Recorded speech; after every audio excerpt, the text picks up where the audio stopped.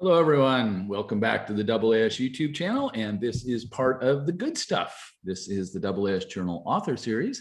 And I'm, excuse me, I'm very happy to have Theron Carmichael with us today. Hey, Theron. Hey, Frank. How's it doing? How you going? I am doing well on this post-daylight Monday. savings time. Yes. Coming up on equinox day. So I'm doing well. What's your geolocation, Theron? I am right now coming to you from the Boston area in Massachusetts. Very cool. So East Coast, United States. And what institution might you be at on the East Coast? Yes, I am currently in my last year as a PhD student at Harvard University. So I'm on the way to graduating in 2 months. Well, that is awesome. Congratulations. Yeah, thank you. Congratulations. That is very cool. You know what you're doing post-graduation? Yes, so I will be continuing my research, which I guess we're going to get into in a moment here, as a postdoc. So I'll be actually at the University of Edinburgh in Scotland. So I'm looking forward to that. It'd be a nice sort of change of pace of things. But yeah, so that's the plan, continuing on doing some more research. That is awesome. Congratulations. Thank you. Dr. Carmichael. Almost, yes, almost. Well, I'll be early. I assume defense will be a celebration. So yes, I'm doing it that way too, but just a bit more work to do first. But yeah. yeah, sure. There's always satisfy the micrometer people. Yeah, it's always very good. Well, that's awesome. Let's see. So speaking of equinox, we are coming up on equinox. So are the leaves and blossoms starting to come out on the East Coast, or? That's right. That reminds me. Almost. So there was a couple of days last week where it actually got into the 50s and 60s, and then today, though, it is, I think, mid-20s outside. So, but that is New England weather. So, but that actually just reminded me, Frank. So are you coming from Arizona, right? I'm guessing from. Yeah, I'm in Phoenix, Arizona. So the daylight savings does not happen there, right? So, right. So we don't do daylight savings time. Yes, so we are renegades. We're rebels. And so half of the year we're actually the same time zone as California, and then half of the year we're in the same time zone as Denver. So currently. So although we don't shift, everyone else does. And so it's effectively a shift, whether we don't do it or not. So yeah. But yeah, we're actually a little cool in Phoenix today, relatively speaking. Okay. So we're 60, a little gray outside today, which is why you don't see the sun coming through my. Yeah. Today. But yeah, I expect over the next week or so, things will, some of the things are starting to throw out new shoots, new flowers and stuff. So I suspect sure. Yeah. So I'm definitely looking forward to, well, I'd say, in 2 weeks going outside and doing my things, but in the middle of writing my thesis, that's limited anyway. So, maybe more like in a month and a half, really, when I'll be looking forward to going outside and doing stuff. But yeah, so it is warming up though, which is nice. Very cool. Very cool. Yeah. So speaking of warming up, what do you like to do for research, Theron? Yeah, so I guess you can kind of tell by this in my background image here. Although you might think it's a giant planet, which maybe it is, but my research is the study of transiting brown dwarfs. Oh, cool. So, these are not exactly planets; they're more massive than your typical hot Jupiter, right? But you might find them in very similar environments to like the one that's being illustrated behind me, right? So very close to their host stars. Very cool. Yeah. So they have lit off deuterium, so they are doing a little deuterium burning. Right. Yes, exactly. Yeah. Cool. All right. Yeah. And that is going to take us to this very lovely AJ article. TOI 811b and TOI 852b, new transiting brown dwarfs with similar masses and very different radii and ages from the TESS mission. And Theron, take us away. Yeah, sure. So we a couple months ago, we got this paper published, and I'll just break down the title a little bit more, just in case people watching are not super familiar with the TESS mission in general. So so basically what we have here are two brown dwarfs. As I said, these are things that are more massive than giant planets, but we are finding them in sort of similar types of environments that we've found giant exoplanets in the past. And so those two brown dwarfs are called TOI 811b and TOI 852b. TOI stands for TESS, object of interest, right? So TESS being the TESS mission, which in and of itself is another acronym, the Transiting Exoplanet Survey Satellite, TESS, TESS. So we sort of have, nested acronyms going on here. Right. So, so yeah, essentially this paper is just a presentation of the detection and characterization of these two brown dwarfs. And specifically, what are we actually characterizing? We're characterizing their masses, their radii, and in the case of one of them in particular, their age to a pretty precise degree here. So yeah, this is it's work that's been made more easily accessible, I guess I can say, with the launch of the TESS mission. I've said it was it's called the Transiting Exoplanet Survey Satellite, and these are not named exoplanets or brown dwarfs, but it's the mission, the spacecraft telescope has really shown its capabilities in actually detecting brown dwarfs too. So, yep. Among several other things like seismology. Yes, exactly. Yeah. So yeah, I guess we kind of just like walk through the abstract basically, right? Okay. We kind of go over, some of the parameters here and then just give people a taste of the initial details, but the title does really say it all. Essentially, we're looking at sort of two brown dwarfs that are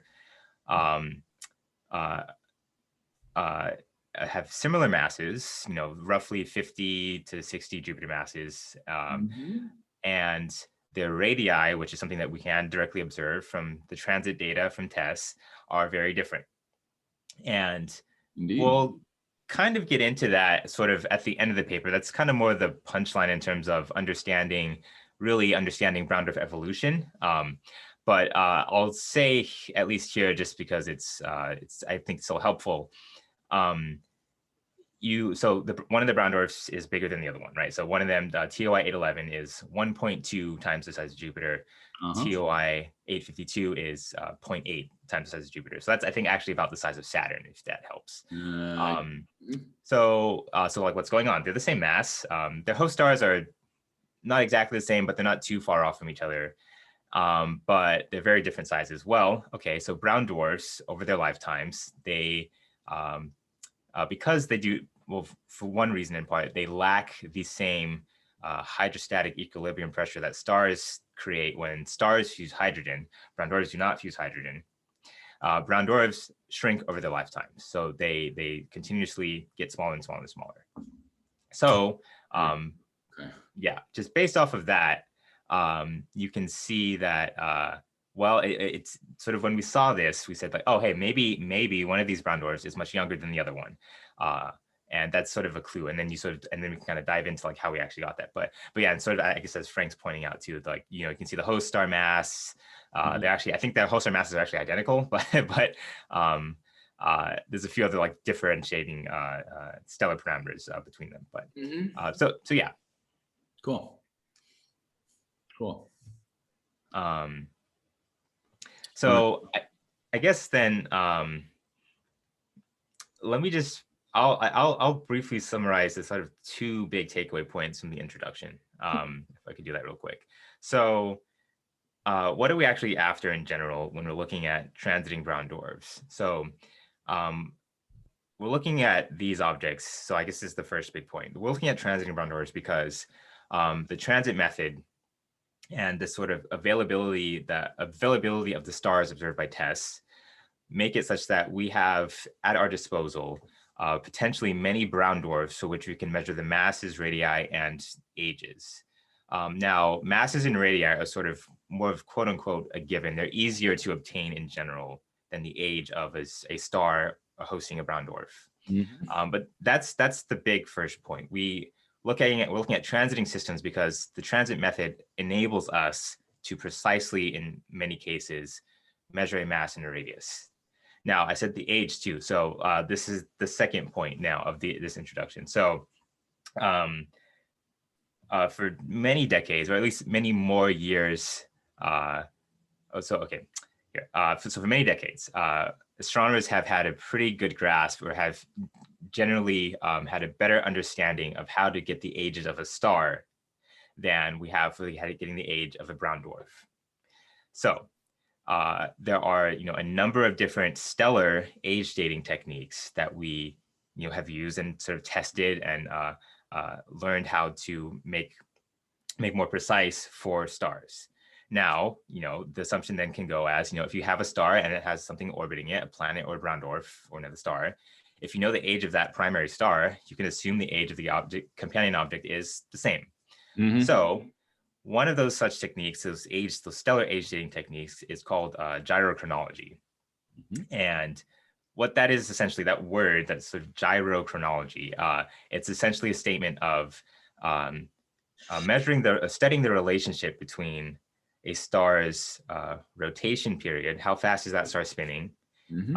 And its age. There's a couple other things involved too, like temperature and color of the star, but the word itself is essentially saying how do we study how fast the star spins and how old it is. And generally speaking, there's a lot of caveats to this, and I'm not a gyrochronology expert, but generally speaking, stars tend to slow down as they age.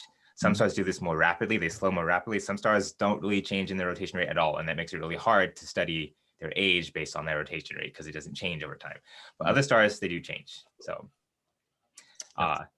that's the introduction, basically. Thank you. Yeah. Okay. And I guess one more point I'll make on that is gyrochronology is, I'll say, it is relatively precise, say, to maybe just purely getting the age of a system from, say, a stellar isochrone model. To use the word isochrone, we haven't defined yet, but gyrochronology is not, the most precise way you get the age of a star. There's still some variation in how precise that age dating method can be. So I'll just say that. So okay, so next section then, right? Observations. This is nice. I think we can probably just focus on figures 1 and 2. So those are the main, use the term bread and butter of what we're doing here. So we're looking at, here is the TESS light curve for TOI 811.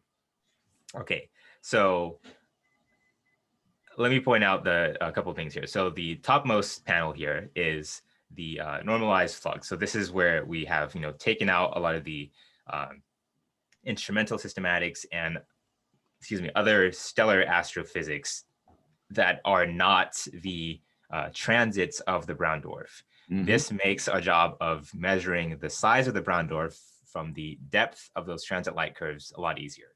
Yes. You can kind of see here, there's the data shown in the black, and then the model in the transit model in red here. And that is how we're estimating the size of the brown dwarf.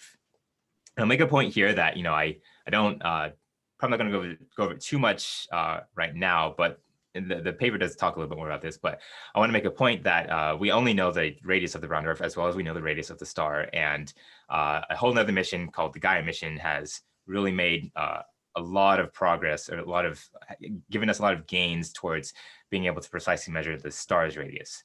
Mm-hmm. Anyway, I feel like I always have to acknowledge that though, because that is actually really important. But okay. Yeah, exactly. Yeah. So the bottom panel now. So this now includes all of that stellar and instrument. Well, okay, we removed the instrumental systematics, but we're left in the stellar systematics here to, in particular, show a point. And that point is that you can see the star's brightness is changing periodically over time. And then maybe in a couple of different periods, you see that it's higher here on the left-hand side and gets lower on the right-hand side.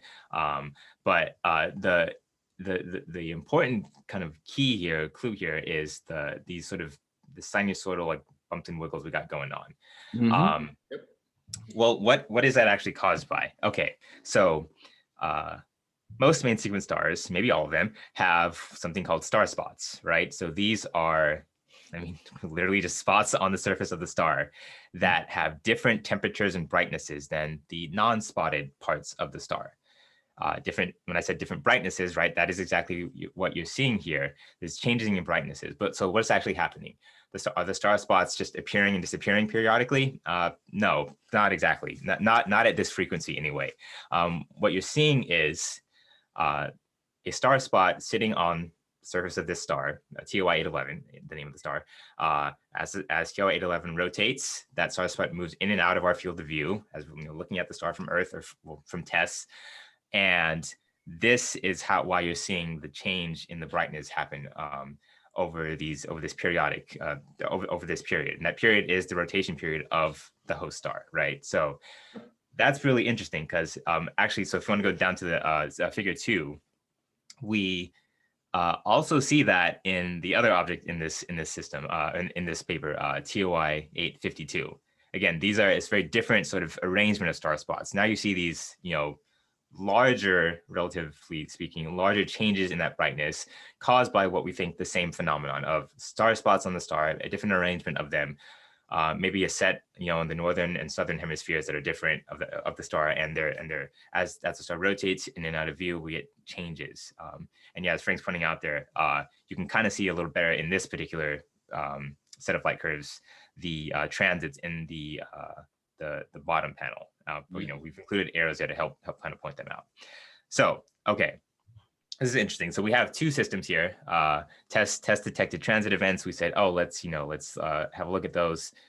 We find first that the transit depths indicate at this point, candidate brown dwarf that is about the size of, in TOI 852, about the size of Saturn, TOI 811 about 1 and 1.2 times the size of Jupiter. Okay, interesting. Let's confirm the mass. So I believe the next two figures, if I'm recalling that correctly. Oh no, one of the next two figures, next 2 or 3 figures, we'll talk about the radial velocities. Why don't we jump to those first, and we'll come back to this in a second. So you want figure 4? Yeah. Okay. Figure 4? No, should be figure 6 then. Sorry. All good. All good. Yeah. We did have a lot of figures in this paper. We will probably not go over everything though, because some of these are just sort of like kind of Frank. show just for verification. 6. There we go. There we go. Like, yeah. All right. So, okay, we just said, all right. We see from the TESS light curves. So again, I'm showing them here on the top, but now I have folded all the transits that we saw on top of each other so that easier to have to see that depth and kind of can zoom in. We took follow-up observations with ground-based telescopes to get more light curves to confirm that what we're seeing from TESS was indeed, a transit of something. And we were able to confirm this with different facilities for both stars. Okay. Now, the game is, we have 2 things that we see are the size of, roughly the sizes of Jupiter. Hot Jupiters can be the sizes of Jupiter. Even very low mass stars can be the size of Jupiter. So we need to determine what the mass of this thing might be, because it is the mass of the object that we as astronomers traditionally use to distinguish planets from brown dwarfs from stars. That comes in by looking at the velocity of the star along our line of sight. So if the star is kind of sitting here, it's not really sitting here in space, but we observe the star, and if we take follow-up observations using what's called Doppler spectroscopy to measure how much that star is moving towards and away from us. Yes. That's a radial velocity. So it's along the, if you imagine like a line of sight being like a radius in a circle, like the radial velocity of the star towards and away from us. Yes. Okay. That's what I have here on the bottom plot, the bottom panels here, the RV, radial velocity in kilometers per second. That's to say that the star is periodically moving towards and away from us at roughly a magnitude of several kilometers per second. So yep. That's not necessarily obvious. That means, okay, what does that mean? Like something is pulling it then, okay? Well, is it a planet? Is it a brown dwarf? Is it the star? Well, okay. In this case, they're brown dwarfs. We already kind of know that, right? But I'll say sort of as a general rule of thumb, for your typical main sequence stars, so something that is, close to the mass of the sun, maybe a little bit less massive, a little bit more massive, you're going to see something like several kilometers per second of a pull on that star from its otherwise unseen brown dwarf companion. Okay. So this is what you're seeing here, basically. The bottom set of plots here are showing data of Doppler spectroscopic observations, looking at the spectrum of the star and using that to measure its rate of velocity towards and away from us, and getting at this orbital solution you're seeing here, right? These two methods, transits and rate RVs, again, these have sort of been well established, I would say, in the exoplanet community for finding hot Jupiters or giant planets, in smaller rocky worlds too. Same rules apply for brown dwarfs, and it's really nice that all the instruments that we've used for this, TESS, these ground-based facilities to get these spectra for the rate of velocities, really have more than enough precision to do this and do it well. And so, these mass measurements, these radii measurements, have resulted in masses and radii for the brown dwarf companions to 5 to 10%, which is great. That's fantastic. So, okay. So I think we've at least covered the basics then of getting a mass and a radius for the brown dwarfs. It's this kind of very well established transit, using the transit method, following up with ground-based observations. So I want to take a step back then to figures 3 and 4 to talk a little bit more about the stars themselves, and specifically all this star spot activity and how that is tied to the rotation rate of the star. So these figures here. So I remember when I first sort of started looking at these, I think it might have been undergrad, but definitely in the first year of grad school, in an exoplanet class, we were looking at these, and the professor said, we are going to look at something called a periodogram. Sort of descriptive in the name, a periodogram. It's essentially a saying, what is the period of some data set? In this case, the data sets were the TESS light curves. So what you're seeing here on the y-axis is power, and then on the x-axis is days. So the x-axis is giving us at what period, what frequency is something happening, and the power is which of this is happening the most, so the most strongly, which signal at which period is strongest, essentially. So when we fed the TESS data in of both of our stars here, so again, thinking back to those rotation, those light curves with the sinusoidal like bumps and wiggles and everything, right? These were the resulting sort of peaks that we got. These are, for now, useful in just confirming that, yeah, we can measure to pretty good confidence a rotation period of the star. We're going to come back to this measurement later, but for now, I just want to say that, it is not always the case with light curves of stars that you have such a clear signal. I mean, I guess, Frank, if you want to go back to the first two figures again, like looking at the light curves by eye, you can see there's rotation period. You can see the period of the brightness and dimmings of the star, of the light curves. You can almost measure that by eye if you just put your finger up close and say, oh, that looks like it's about 3.5 days or whatever. Right. So it's not always that clear. When the signal is more muddled in some other stars that don't have as many star spots, or are maybe pull on to us, so we can't detect the rotation rate to begin with, you might not get such a clear signal in your periodogram, and it requires more sophisticated methods to sort of take that out. Anyway, okay.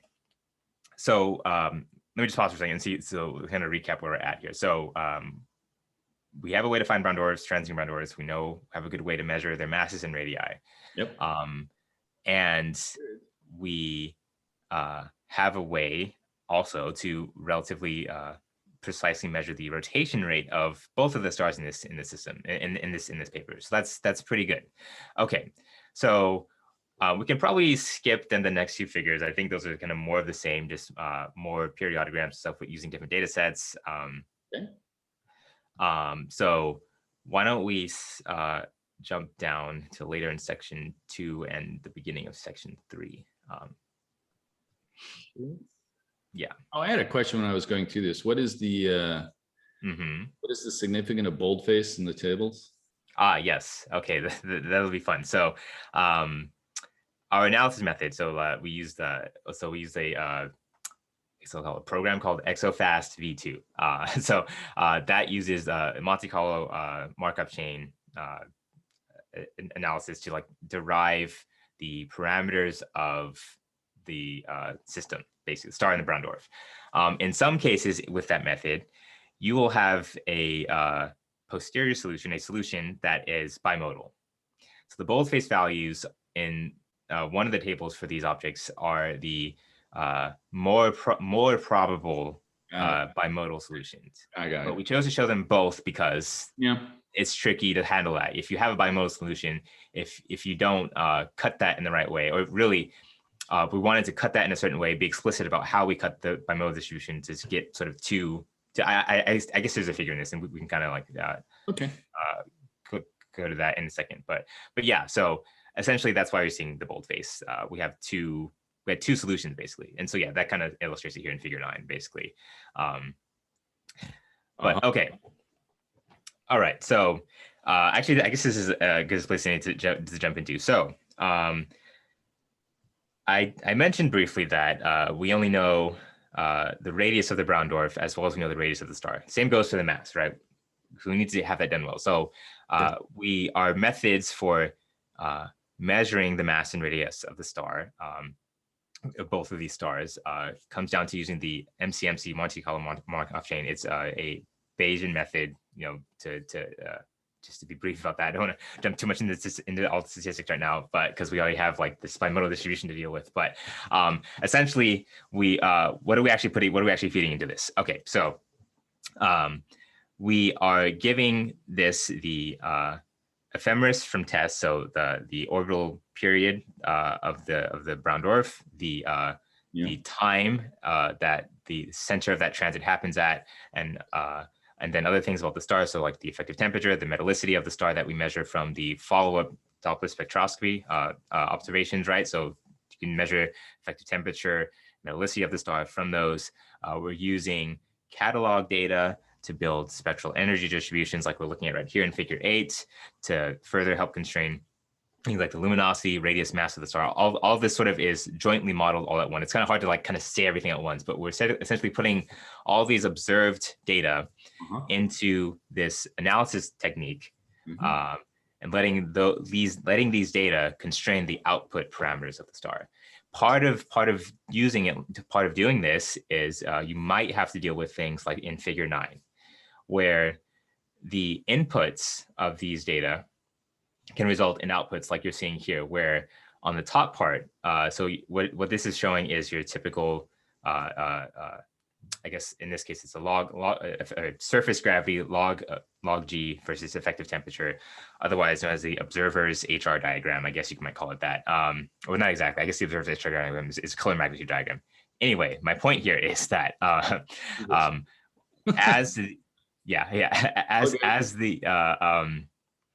as the Monte Carlo, the MCMC method, iterates. Sometimes it decides like, oh, this solution is good. Other times it decides this solution is good. Normally, you don't want that. You only want it to be like, this is what I think the best solution is, and here's my uncertainty on this solution. But other times you might do something like this, where two solutions seem to fit basically. So this blue line is showing, I'm showing the probability of it being a slightly younger system. So this is showing you a evolutionary track for a star at 4 billion years based off of the input effective temperature, input metallicity, et cetera, et cetera, et cetera. Based on those input parameters, here's one solution, and then it also thought, oh, maybe this other solution is good too, and this is an older system. And you see the probabilities are pretty close, honestly, but there is one that is greater, and so we decided to go with that one. Ultimately, I think we were okay with this because it didn't change our conclusion about. So this is for, I should say, it says in the caption, I guess, but this is for TOI 852. Not that these aren't already confusing enough that this 811, 852, but whatever. This solution here is saying that TOI 852 is old. It's an old star. It's older than 4 billion years old, Whereas our evidence for TOI 811, which I think we should probably just jump into now, is our evidence for that is it is younger. And so I think actually we'll probably hop back up. I think if we're on figure 8, then we want to go to figure, oh, there we go. Here we go. Yeah. Where do you want? Figures 7, figures 6 and 7. There we go. So, oh no, sorry, I'm getting. Yeah, we already yeah. We want to go. Sorry, yeah. It's just. So there's SEDs, and then we got the. Yeah, so we want to talk about the youth indicators. So essentially, so that will be. I guess it's down then. Yeah. Okay. Sorry. Figures 10 and 11. Yeah. Okay, I'm with you. Yes. Okay. So trying to like maintain some focus here. So basically, when we took follow-up spectra of TOI 811, we noticed that one of the absorption lines, namely the lithium, I'm blanking on the number now, 60. Oh, it's right in front of me. 6708 line. Yeah, it's right in front of me. I'm trying to remember the number, but at roughly 6,700 angstroms, the lithium line may or may not be present in the spectrum of your star. If it is, and if it is, say, as strong or stronger than what we see here, that is the depth and width of that line, the equivalent width of this lithium line is as strong as you see it here, you might have a young star in your hands, specifically something on the order of, we can look at the bottom panel in figure 10, on the order of a few dozens of millions of years, maybe up to a couple hundred millions of years in age. This is sort of just a rough comparison of looking at the lithium equivalent width versus effective temperature in clusters of stars, right? So clusters for which we know the ages of, and just seeing what the sort of relationship is. And if you had a, say, field star like TOI 811 appears to be, place it on this plot, you can sort of more qualitatively guess, is this young, is this old? So in this case, after doing that, we put TOI 811 on this plot. We said, oh, hey, okay, I can, at least qualitatively, we can probably say that this is a young system, probably not older than the Pleiades, or not much older than the Pleiades, so probably not older than 200 million years or so, 300 million years or so. That is in contrast to the other star in this paper, for which we had this bimodal distribution going on, where we know that one from those models anyway, that star is likely old. Sure. Okay. I'm with you. Okay. I'm with you. Okay. So that is the evidence that we have, so that one of the stars in this paper is young, a few hundred million years, and the other star is at least a few billion years old.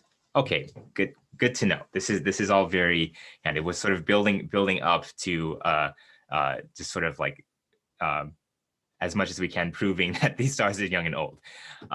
So there's one other thing here. This is maybe a slight bit of a tangent exactly on getting the brown dwarf parameters and stellar parameters, but I think it's still an important thing. So we're looking here at figure 11. So if we remember briefly back to the periodogram we looked at earlier, and how we said this is where we're using this periodogram analysis to understand the rotation rate of the star. Okay, so that's useful because if you get that rotation rate from a periodogram, you can compare that to the projected rotation rate. So this is subtle, this is kind of tricky, but like it's the projected rotation rate of that same star that you measure from your spectra. So spectroscopic observations of stars sometimes can provide you relatively reliable estimates of the projected rotation rate of that star. What all that means is essentially saying that I have a period from a periodogram of a star. I have this projected rotation rate of the star from my spectra. I can solve an equation now. That equation is equation 2 here. The tricky thing is, though, it's not so much a plug and play thing. Because, as I've mentioned, we're using a Bayesian analysis technique. And again, there's a certain statistic and a framework you want to follow with that. That is not so obvious by looking at equation 2. Long story short, there's the paper that I cite in this caption of figure 11 from Masuda and Wynn from 2020. They review how to properly sample your solution here for getting for solving this equation for what I have here is I star, the inclination of the star's rotation axis. Yes. Maybe if I was better at doing 3D plots, which I'm not really sure I'm a fan of anyway, I might have put a 3D plot of a sphere pointed in some funny way. No, I can get an inclination angle. I understand that. Yeah. Oh, good. But yeah, just in general like that. Yeah. So, all right. So, okay, here's what we have then. One of these systems has a pretty, okay. We have a pretty good handle, a pretty good measure on the inclination angle of it. That is TOI 811. Why is this important? Okay, so we have an angle of the star. So that imagine the pole of the star is pointing in some kind of direction, and we know the brown dwarf is transiting that star. Via that nature of the brown dwarf transiting, it has to be relatively edge on. So we know of the brown dwarf's angle relative to the pole of the star. Then basically by saying we know the transiting brown dwarf goes edge on, and we have this way of measuring the actual pointing of the star's pole. Okay, so let's compare the two. In this case, we see with TOI 811, its inclination angle is about 20 degrees. And so the sort of reference sort of angle you might think of is edge on, or the way we define it is, 85 to 90 degrees. So like a right angle, basically. Again, like, if I had a plot, that'd be great. But anyway, whatever. Okay, so 20 degrees is very much not 90 degrees. So we can say TOI 811, the system, the spin axis of the star and the orbital plane of the brown dwarf are misaligned. Yes. Okay.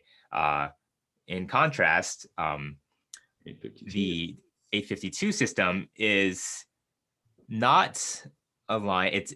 I think the wording I use in the paper is marginally misaligned. So you can see the distribution on the bottom here, the bottom of these two, the bottom two of these, I guess bottom right really.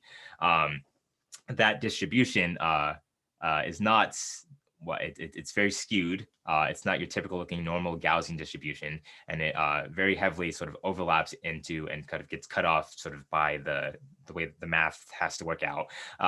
It gets cut off at 90 degrees. So we can't say for certain that the system is aligned, but it seems to be, at least marginally speaking, very, very slightly maybe misaligned.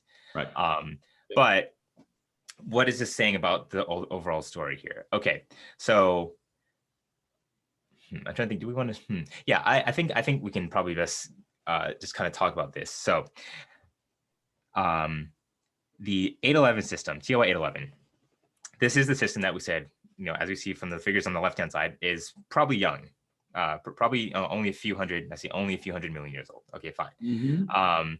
Part of what sort of plays into and kind of supports that story is, well, as a star's companion forms, be it as a planet, another star, or a brown dwarf, it will be orbiting that star, and if it formed farther out or closer in, its different orbital properties might vary. One clue as to a system sort of dynamical youth, as in if it's relatively young, maybe it hasn't settled down just yet. Maybe things are still kind of from formation, like moving around. Like you might have a very eccentric orbit. In fact, this brown dwarf does. Things are still settling down, if you kind of like picture that. Okay, so this story of this younger brown dwarf system being misaligned with the rotation axis of the star might suggest that. You don't always have that. You can have systems that are very old and misaligned. They maybe never settled down. That's possible. I think there's examples of that. I don't think there are no examples of that where we have for transiting brown dwarfs anyway.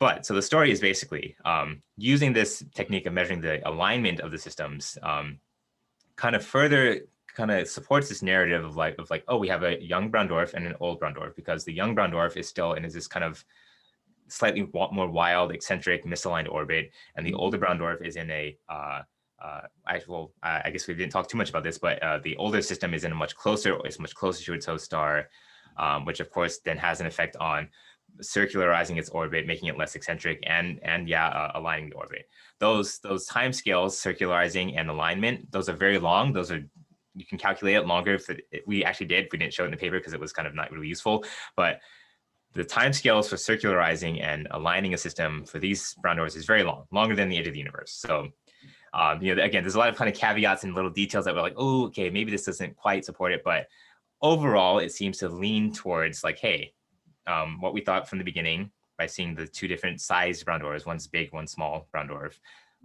One is young, one is old. Okay, so now we can kind of get down to, I think, the real, impactful part of the paper. So why don't we just kind of scroll down here and I'll just make sure that I'm not leaving anything out. So yeah, I think this is fine then. Yeah, so we'll look at figure 13. All right, so again, I'll just do one last recap. We've gone over getting how to get stellar properties and saying from those stellar properties, we know the relative, from the stellar mass, stellar radius, we know the relative mass and radius of the brown dwarf. We have shown some evidence of the youth of one system, TY 811, and the old age of one other system, TY 852. Yes. We know TY 852 is it's likely either 4 billion years old or 7 billion years old. Those are both, in terms of stars, old. So that's kind of the main point there. Like 7 versus 4, yes, it's a big difference, 3 billion years, but the point is it's old. So, okay. So now we have probably one of the busier figures here, but I think there is a lot of nice details in here that we can unpack. So figure 13. All right. So let's start with what we're looking at here. This is the mass radius diagram. Yep. Specifically the substellar mass radius diagram, where we focused in on the traditional mass range for brown dwarfs, roughly 10 to 80 Jupiter masses. Okay, fine. And we have a legend here, a key with like all the different things going on in here. So let's break down first all these different lines and curves. Okay. These are various different substellar evolutionary models. That's to say, these are models that generate and follow the evolution of objects between, I think, down to 0.5 up to, some of them go up to 100 Jupiter masses, and tracking that evolution and the change at given masses and ages, right? So they have different names. One of them is the Atmo 2020. Another one is Salman Marley 2008, so SMO8. They have different tweaks going on in them. Like the SMO8 models look at different metallicities of the brown dwarf, for example. So what exactly is the game here? So as I've said, we get mass, radii, and ages for these brown dwarfs. Let's put them on this mass radius plot with evolutionary age tracks and see how they line up. It's you can reasonably say it that simply. So let's look first at TOI 811b. This is the yellow-orange point up here at the top. This is the one for which we have, with various forms of evidence, the rotation rate of the star and other forms of indicators of the star's youth, determined that it is roughly 100 million years old. But also, just to be give a nod to the uncertainties built into gyrochronology studies themselves, 100 to maybe 200 million years old. Okay, now, so a lot of lines going on. I'll say the solid black line is from the Atmo 2020 models. And these are saying that for a brown dwarf at roughly 60 Jupiter masses, at 150 million years old, this model expects it to be this size. And you see that point kind of falls right in place where you think these models think it should. Okay. That is at about 1.25 Jupiter radii at 60 Jupiter masses, 100 to 2 million years old brown dwarf. These are all observationally sort of derived parameters that we've plotted this and sort of like, without looking at the models yet, then draw the line of the model and say, oh, look, hey, it's consistent. Maybe we have just used a stellar age dating technique in gyrochronology to help benchmark a substellar age or a substellar evolutionary model. So that's the sort of big impact here with that. We, for one of the first times, maybe the first time in the brown dwarf population, been able to leverage our knowledge of stellar age dating techniques in this way. So that's like, it's pretty great. Very nice. Yeah, and it's not often we get that chance. Nope. So I've labeled on here a couple of points in the solid black circles, right? These are stars, brown dwarfs and stars that are in star clusters, for which again, that's a way we get ages relatively precisely for a star. So it's good to see that those points exist, but they're relatively few compared to the total number of transiting brown dwarfs here. Okay. And so, yeah, lastly, I'll just say to the other brown dwarf on the plot, so TOI 852b, down there at the bottom in the greenish blue teal, again, you can, there are models that do show consistency, right, with what we estimate for the mass, radius, and age. In particular, there's the Salmon and Marley model. So this is the green dot dashed line, so, right? And the Atmo 2020 black dot dashed line. Those are the two nearest points, right? Nearest age tracks. They give very different ages though. One gives 2.5 billion years, one gives 4 billion years. So right. I think my point here with this one really is that the models at older ages, the substellar evolution models at older ages, say beyond 2 billion years, beyond 1 billion years, they start to crowd together in terms of the radius. So despite, really the pretty precise radius that we do have for both of these brown dwarfs, the error bars, they overlap several models, which is hard to really pin down in general, like for not just for this brown dwarf, when we have that. And that may just be a limitation of our both of our analysis technique, but also just how bright the star was, how well TESS could actually characterize that light curve. Anyway, this one is a little bit less clear, right? We can see that there are some models where we do see consistency, and there's some where it's not consistent. Does this mean that this brown dwarf has the metallicity stated by the SMO8 model here is it plus 0.3? Well, we don't know. We didn't measure the metallicity of the brown dwarf. And that sort of gets at this, that sort of answers a question that is not yet answered really. That's to say, how does a transiting brown dwarf form? If it forms out of the same material that its host star formed out of in the protostellar disk, it'll probably have the same metallicity, but we don't know that they formed that way. This one, my hunch is it probably did. It's massive enough to form like a star formed, but, theories on core accretion don't really believe you can core accrete something to be that massive, but we don't know that yet for certain. Anyway, this is a nice type of benchmark system though, to really dive into that type of analysis. So yes. So I guess the last thing I'll say about this plot, and just sort of wrapping up to the conclusion then, that's sort of what we're trying to get at here, getting masses, radii, and ages, trying to benchmark particular substellar models and see which of these seems to make the most sense. Really, what we need are more brown dwarfs. You can count the number of objects on here if you just take 10 seconds. I'll let you know there's, I think, 26. People have told me that's enough to do a nice robust population statistical study. I'm like, well, I don't know. I don't know. Yeah. So this is what we're going for right now, and the TESS mission is really helping us do that. So things I'm looking forward to going on, right? TESS has been approved. It is currently doing its first of several extended missions. So continuing to look at different parts of the sky, revisiting parts it's looked at before. We're going to find more brown dwarfs at longer orbital periods as it looks at parts of the sky for longer, filling out this diagram more and more and more, hopefully with more objects that maybe all fall along a single, one of these evolutionary tracks in mass, and kind of get a sense of how that works, right? Yeah. So yeah, that's I'd say that's kind of the big takeaway from this paper. This plot right here in particular, and really showing on the one case we can use stellar age dating techniques to start to examine how we can use those to benchmark substellar models, and yeah, so I'd say that's really the big takeaway here. Yeah. Cool. Theron, thank you so much for walking us through your really lovely paper. Sure, that was fun. I enjoyed that. So let me ask some questions about going forward.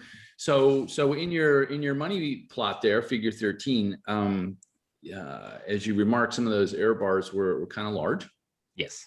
So if you look in your crystal ball over the next 5 years or so, what could be done, for example, to reduce the size of those uncertainty measurements in both directions, in the mass and the radius? Yeah. You already mentioned, 26 is one, but it'd be nicer if we had 2,600 to do some sort of those population type of studies. So just where do you see this field going over the next 5 years or so? Yeah, the next 5 years, man, I keep saying when James Webb launches, it'll really get a lot done. But but let me address the error bar sort of problem that we're having. So one thing that is doable right now, not even in 5 years, is taking the parallax measurements Sky has done of all the host stars for all these transiting brown dwarfs. It's gotten parallax measurements for all these brown dwarfs, maybe except one or two, I guess, for all the host stars of the brown dwarfs, excuse me.